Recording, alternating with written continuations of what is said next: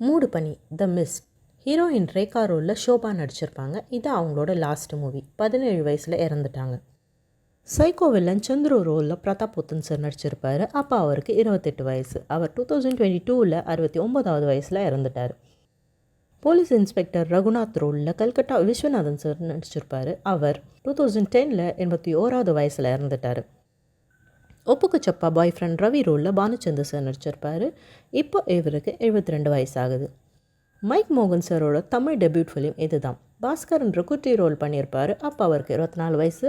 இப்போ 68 ஆகுது. சந்துருவோட அம்மா ரோலில் சாந்தி வில்லியம்ஸ் நடிச்சிருப்பாங்க. நம்ம மெட்டி ஒலி மாமியாரே தான். அந்த காலத்துலேருந்தே நடிக்கிறாங்க போல்.